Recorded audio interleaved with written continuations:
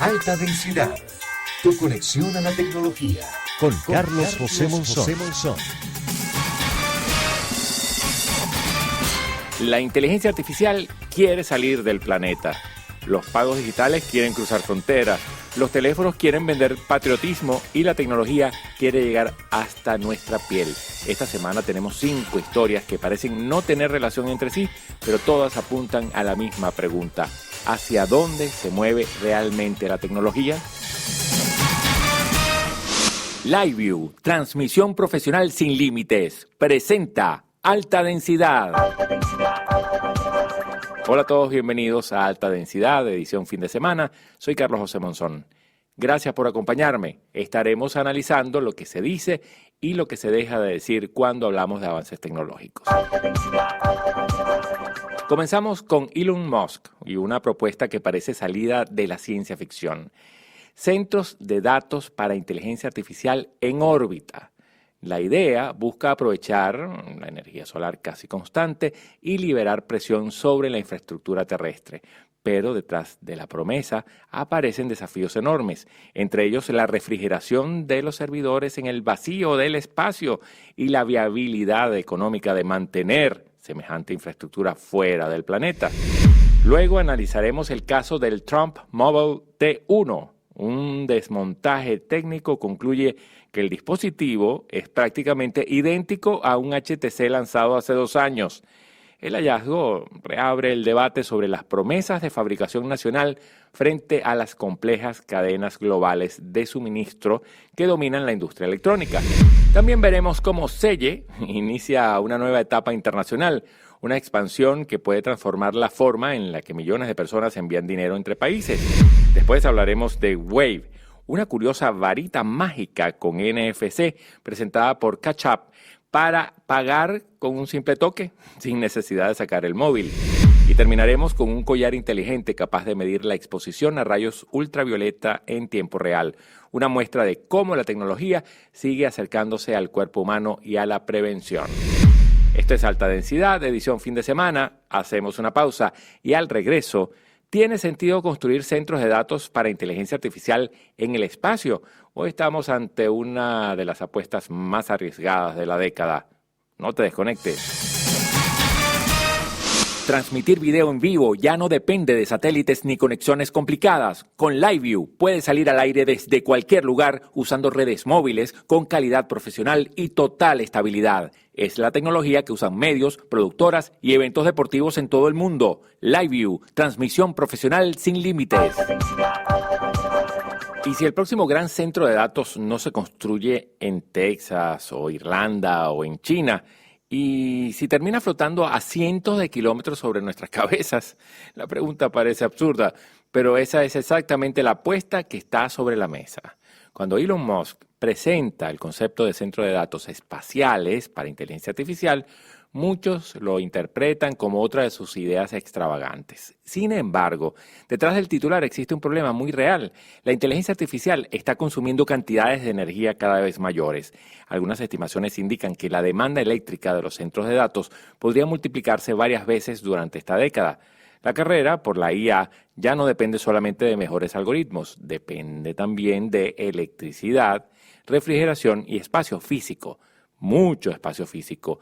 Y aquí aparece la verdadera lectura de esta historia. Musk no está intentando resolver un problema espacial, está intentando resolver un problema terrestre. Los nuevos sistemas de inteligencia artificial requieren enormes cantidades de procesamiento. Eso significa más servidores, más consumo eléctrico y más calor. Muchísimo calor. De hecho, una parte importante de la energía consumida por un centro de datos termina dedicándose a enfriar los equipos. Por eso la refrigeración se convierte en un factor tan importante como los propios procesadores. La propuesta espacial intenta cambiar las reglas del juego. En órbita existe acceso casi permanente a la energía solar. No hay problemas de terrenos, permisos ambientales o limitaciones de la red eléctrica. SpaceX incluso presenta el diseño preliminar de su satélite IA-1, llamado a convertirse en la base de un futuro centro de datos espacial dedicado a inteligencia artificial. Este centro de procesamiento orbital cuenta con una potencia de hasta 150 kilovatios y enormes estructuras dedicadas a la gestión térmica. Pero aquí viene la parte menos evidente. Mucha gente piensa que enfriar servidores en el espacio es más fácil porque el espacio es frío. En realidad, ocurre lo contrario. En el vacío no existe aire para transportar el calor. La única forma de expulsarlo es mediante radiadores gigantes que emiten energía térmica al espacio profundo. El diseño de estos radiadores se convierte en uno de los desafíos centrales del proyecto. Por eso, esta noticia no trata realmente de satélites, trata sobre una industria que empieza a quedarse sin energía barata, sin capacidad de refrigeración sencilla y sin suficiente infraestructura para alimentar la próxima generación de inteligencia artificial. La gran pregunta ya no es cuánto puede pensar una máquina. La gran pregunta es quién podrá suministrarle la energía que necesita. Durante años, muchas empresas tecnológicas han descubierto que fabricar un producto es relativamente sencillo. Lo realmente difícil es fabricar una historia alrededor de ese producto. Y cuando la historia no coincide con la realidad, tarde o temprano alguien termina abriendo el dispositivo para ver qué hay adentro.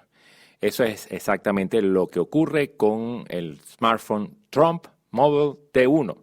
A simple vista, la noticia parece girar alrededor de un teléfono inteligente más, pero el verdadero tema aquí no es el hardware, es el origen, es la fabricación, es la política industrial detrás de un dispositivo que intenta presentarse como un símbolo norteamericano de producción nacional en un momento donde la tecnología se encuentra en el centro de las tensiones comerciales globales. Un desmontaje técnico recién publicado revela que el T1 comparte gran parte de su diseño interno con un modelo HTC comercializado hace 2 años. Eso no significa necesariamente que exista algo irregular. La reutilización de plataformas y diseños es una práctica habitual en la industria electrónica. Lo hacen fabricantes grandes y pequeños, lo hacen marcas conocidas y desconocidas. La diferencia aparece cuando el mensaje del mercadeo pone el foco en la identidad nacional del producto y allí surge una realidad incómoda para cualquier fabricante. Construir un teléfono completamente estadounidense es mucho más difícil de lo que parece. La industria moderna de los smartphones depende de una cadena de suministro global extremadamente compleja. Los procesadores suelen diseñarse en Estados Unidos, pero se fabrican en Asia. Las pantallas provienen de Corea del Sur, Japón o China. Las memorias pueden llegar desde distintos continentes. Las cámaras utilizan sensores especializados fabricados por empresas que operan en mercados globales.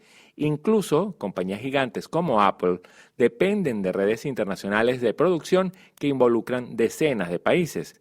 Por eso esta noticia sobre el caso concreto del T1 lo que realmente pone sobre la mesa es una pregunta mucho más amplia. ¿Hasta qué punto es posible recuperar la fabricación tecnológica nacional en una industria diseñada durante décadas para funcionar globalmente? La respuesta no es simple. Los gobiernos hablan cada vez más de soberanía tecnológica, las empresas hablan de relocalización industrial, pero los costos, la experiencia acumulada y la infraestructura necesaria siguen concentrados en muy pocos lugares del mundo. El caso del Trump Mobile T1 termina convirtiéndose así en un recordatorio de una realidad poco visible para los consumidores. Detrás de cada teléfono existe una cadena industrial internacional tan compleja que ninguna bandera por sí sola puede reemplazarla. Existe un flujo de dinero silencioso en el sistema financiero global que no siempre hace ruido, pero mueve miles de millones de dólares cada día. Ahora, una de las plataformas más utilizadas para transferencias rápidas dentro de Estados Unidos comienza a mirar fuera de sus fronteras. Se trata del popular Zelle, un sistema integrado por grandes bancos estadounidenses que ha ganado popularidad por permitir envíos de dinero casi instantáneos desde cuentas bancarias. Durante años, su funcionamiento ha estado limitado al ecosistema bancario norteamericano. Eso le dio velocidad, pero también le impidió crecer como una herramienta global. Esa limitación empieza a cambiar. La expansión internacional abre una nueva etapa, pero también abre un problema técnico y regulatorio mucho más complejo. Cada país tiene su propio sistema bancario, sus propias normas de prevención de fraude y sus propias infraestructuras de pagos. Y aquí aparece el verdadero desafío. No se trata solo de conectar usuarios, se trata de conectar sistemas financieros que no fueron diseñados para hablar entre sí. En este terreno compite con plataformas ya establecidas en transferencias internacionales como servicios digitales que operan con múltiples monedas y redes globales de pago. La diferencia ahora es la velocidad con la que los bancos tradicionales intentan adaptarse. El movimiento también tiene una lectura estratégica. El dinero digital ya no se mueve solo por aplicaciones independientes. Cada vez más los bancos buscan recuperar control directo sobre las transferencias digitales frente a intermediarios tecnológicos. Si esta expansión de Zelle se consolida, el impacto puede ser significativo para millones de usuarios que envían remesas o pagos internacionales. La promesa es clara: menos intermediarios, menos tiempos de espera y menos fricción. En este escenario también entra un factor clave que muchas veces se subestima: el mercado de remesas internacionales. Cada año se mueven cientos de miles de millones de dólares en transferencias entre países, especialmente hacia regiones como América Latina, Asia y África. Este flujo de dinero es uno de los más sensibles del sistema financiero global. Por eso, cualquier cambio en infraestructura de pagos genera un efecto inmediato en bancos, fintech y reguladores. Además, la expansión de Zelle plantea un reto adicional relacionado con cumplimiento normativo. Las reglas de prevención de lavado de dinero, sanciones internacionales y verificación de identidad no son iguales en todos los mercados. Integrar esos sistemas sin perder velocidad es uno de los mayores desafíos de cualquier plataforma que quiera operar a escala global. Pero la historia también advierte algo: la interoperabilidad global no es solo una cuestión tecnológica, es también una cuestión política y regulatoria. En ese equilibrio entre velocidad, control y regulación se juega el futuro de las transferencias internacionales. Pagar sin tener que abrir la cartera para buscar la tarjeta o sin tocar el teléfono ya no es una idea futurista, es una carrera en marcha y cada empresa está buscando su propio atajo hacia la experiencia más invisible posible. En este contexto aparece Wave, la nueva propuesta vinculada a Cash App, que introduce un concepto poco habitual en el mundo de los pagos digitales, una especie de varita mágica NFC capaz de ejecutar transacciones con un simple gesto. El funcionamiento es directo: el usuario acerca la varita a un terminal compatible y el pago se completa sin abrir aplicaciones, sin desbloquear el teléfono y sin pasos intermedios visibles. La lógica detrás de esta innovación es clara: reducir fricción, eliminar pasos, hacer que el pago sea casi instantáneo. Pero detrás de esa simplicidad hay una estrategia más profunda. El ecosistema de pagos digitales está entrando en una fase donde ya no basta con ser rápido. Ahora la competencia está en desaparecer de la experiencia del usuario. Es decir, que pagar deje de sentirse como una acción tecnológica y pase a ser un gesto automático. Cash App no está sola en esta dirección. El sector financiero lleva años integrando NFC, códigos invisibles y autenticación pasiva. Apple Pay, Google Pay y otras soluciones han empujado el pago sin contacto hacia el estándar global. Sin embargo, Wave introduce un elemento interesante. No depende exclusivamente del smartphone como interfaz principal, lo convierte en accesorio, no en centro. Esto abre una discusión técnica y estratégica. Si el pago se traslada a dispositivos externos, el teléfono deja de ser el punto único de control financiero y eso puede cambiar el equilibrio del ecosistema digital. También plantea una cuestión de seguridad. Cuanto más puntos de interacción existan, más compleja se vuelve la protección de datos y la autenticación del usuario. La tendencia general es clara: los pagos se están volviendo cada vez más invisibles y cuando una transacción deja de notarse, también cambia la relación entre el usuario y el dinero. Eso sí, les aclaro, es una varita mágica, pero no hace aparecer el dinero mágicamente. El dinero lo tienen que tener ustedes en la cuenta, obvio. Cerramos hoy con un tema que conecta tecnología, salud preventiva y exposición ambiental directa. El protagonista es un collar inteligente capaz de medir la radiación ultravioleta en tiempo real. No se limita a mostrar un índice general del clima, va un paso más allá. Registra la exposición real que recibe cada persona a lo largo del día, según su movimiento, su ubicación y el tiempo que permanece bajo el sol. Esto marca una diferencia importante frente a los sistemas tradicionales de alerta UV, que suelen basarse en datos generales de una ciudad o una región. Aquí hablamos de exposición personalizada y eso cambia el enfoque. La radiación ultravioleta es uno de los factores más asociados a las arrugas y al envejecimiento prematuro, también a enfermedades dermatológicas como el cáncer de piel. Por eso, organismos internacionales como la Organización Mundial de la Salud recomiendan controlar la exposición solar, especialmente en horas de mayor intensidad. El problema siempre ha sido el mismo. La mayoría de las personas no mide su exposición real, solo la estima. Este tipo de dispositivos intenta resolver justamente ese vacío, traducir un fenómeno invisible en datos comprensibles y accionables. Por ejemplo, avisos en tiempo real para aplicar protección solar, buscar sombra o reducir la exposición acumulada. Pero también aparece una nueva capa de análisis. Cuanto más personal es la medición, más depende el usuario de la interpretación del dispositivo. No es solo información, es también una guía de comportamiento, y eso abre otra discusión más amplia sobre los wearables de salud. Cada vez más dispositivos registran actividad, sueño, ritmo cardíaco y ahora también exposición ambiental. El cuerpo humano se convierte en una plataforma de datos constante. La pregunta de fondo no es solo tecnológica, es de hábitos. ¿Qué hacemos con esa información y hasta qué punto cambia realmente nuestra relación con el entorno?